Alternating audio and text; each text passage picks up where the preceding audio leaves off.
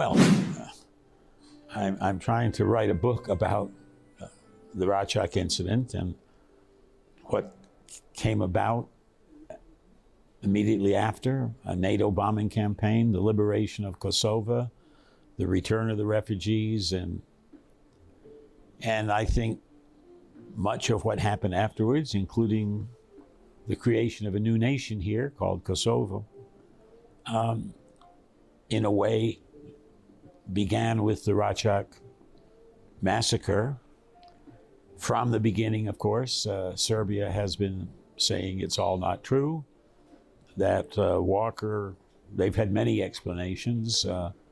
One, that I came here as a CIA agent with international flavor from the OSCE, but that really I was sent here by the CIA or by the State Department or by the White House to somehow destroy Serbia, and that I was willing to tell any lie to destroy Serbia. The first thing to say is I wasn't with the CIA. I wasn't sent here to destroy Serbia. I had had previous pretty good relations with Serbia when I was in Croatia for the United Nations, heading up the mission there. I think the reason Mr. Miloševic, President Miloševic, accepted my coming to Kosovo was because he thought I was a Serb friend, that I had done things for the Serbs in eastern Slavonia to protect them from Croats. In Croatia, I tried to be on helping both sides. I wanted them to reconcile after a very nasty war. When I came here, I came completely neutral. And as things developed, we saw, not only I, but almost every member of the mission saw that the Albanian population here was being treated very, very badly by a government that claimed them as their citizens, but treated them not as other citizens. So when I know that the minister of propaganda under Miloševic was a gentleman named Vučic, and he was spreading the word that all these ridiculous things about me and what I came to Kosovo for, I understand why he is still using the topic of the Račku massacre and what was the Serb version of what happened. He continues to defend it. He continues to attack me. Fine. That doesn't bother me.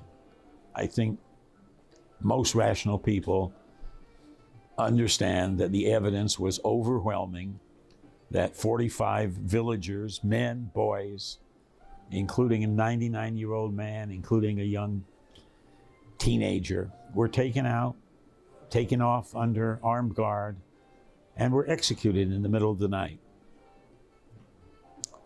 That's what I saw the next morning.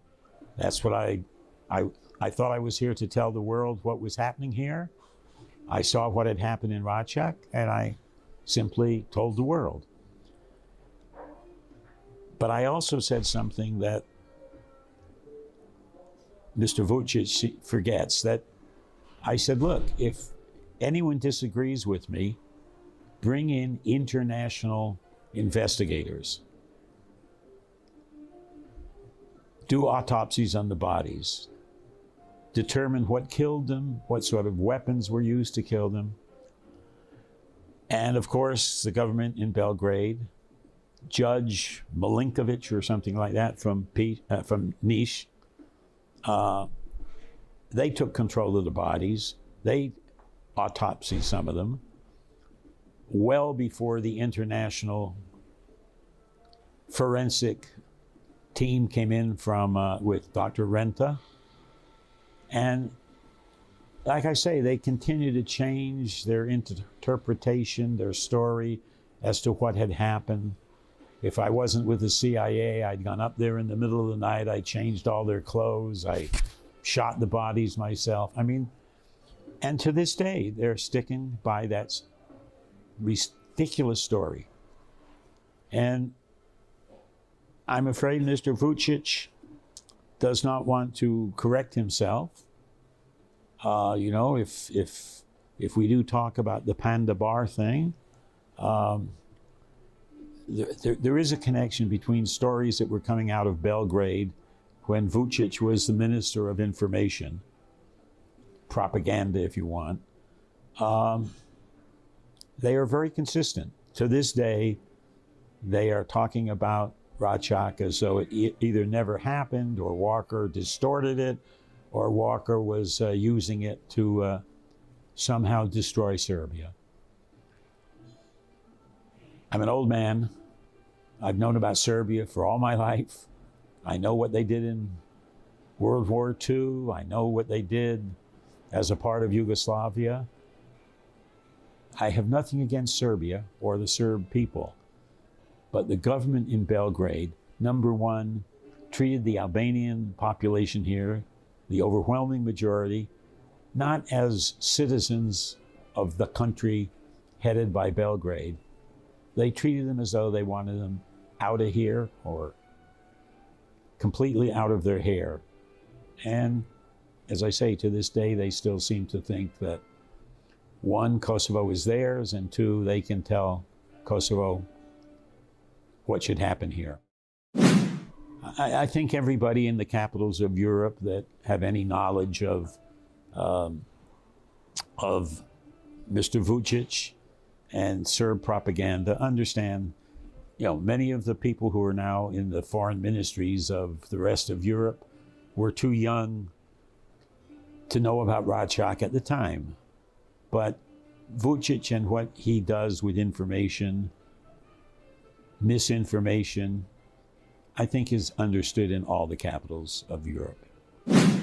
Look, if the Balkans are ever going to have to quiet down, it's going to require that Russian influence in the area diminish. You know, Russia is still a strong supporter of Serbia, whatever Serbia's position is.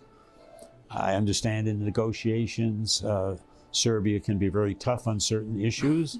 I think that emanates from Moscow. I think the rest of the international community should come down a bit harder on Serbia if they want to be part of the modern world, if they want Europe to reside in peace. Moscow has to be pushed back. I don't see that happening right now with the negotiation process here, what's happening in Ukraine. It's obvious that Russia, especially under Mr. Putin, but I understand if he falls, the people that might come next might be even worse, nationalists. I think the international Western part of Europe should put more emphasis on Serbia. Look, you either go with the the Russian model, or you try to go with the European model. And until Serbia decides which way they want to go, I don't think they can have it both ways. They're going to have to decide which direction they want to go. Right now, they're trying to do it both ways. I think, you know, right now you've got the former leadership of this country, the former president, the former Speaker of the Parliament, former very high official within the official party in The Hague, accused of war crimes. Were there crimes committed in the aftermath of the refugees coming back from and finding their villages burned, finding their friends and parents dead? Were there bad things done? Of course. There will be bad things done in Ukraine when the Ukrainian population gets back into the east and sees what the Russian army has done there. Horrible war crimes. I am very upset by the international community's insistence on having a special prosecutor in The Hague to look into war crimes committed by the KLA, and claiming that Hashim Thaçi was the supreme commander of the KLA. The vast majority of the war crimes that were committed here were committed by Serb troops, Serb police, Serb army, special units. Mr. Vučic, he was in the chain of command of the Miloševic government. When are they going to have a special court for them? That was a real chain of command. The KLA didn't really have a... They were disorganized. They were... One commander was in Peja, the other was in Poljevo. They were not warlords, but they were in control of their area. They did not receive orders. So the bad things that happened in the aftermath, I think, were committed by civilians. Came back here, they saw what had happened to their village. They didn't like someone who was a collaborator or who had participated in a crime. That's where the crimes were committed, but they weren't war crimes from the top. Take a look at what the Serb army did, the Serb police, the people that were under the command of Miloševic, Vučic. I'm very critical of what's happening in The Hague right now.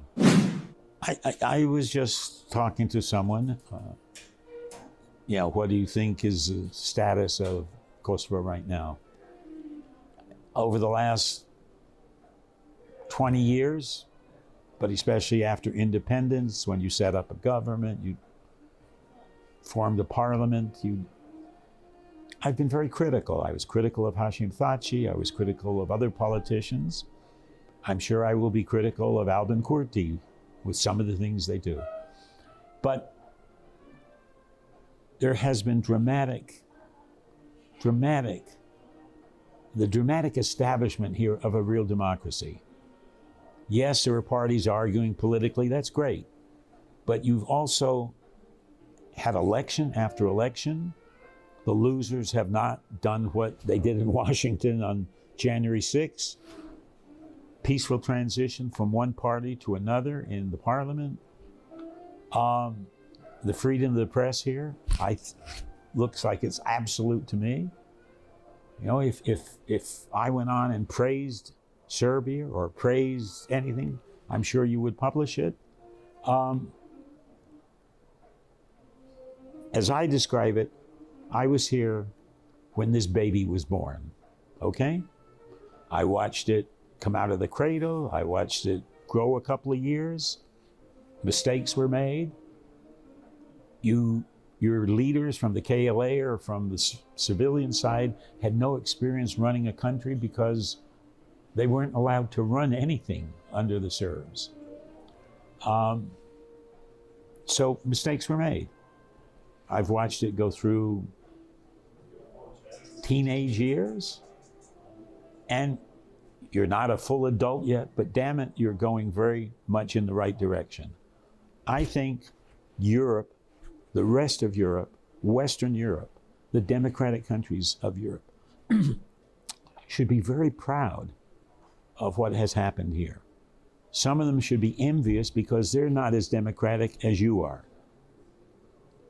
I think this country is really on the right road, and that should be recognized. Why a country like Spain? I understand why they haven't recognized you yet, but damn it, this country is more democratic, more giving rights to minorities and protecting people than some of the countries that won't recognize this for what it is. And I'm appalled by how you're being treated internationally.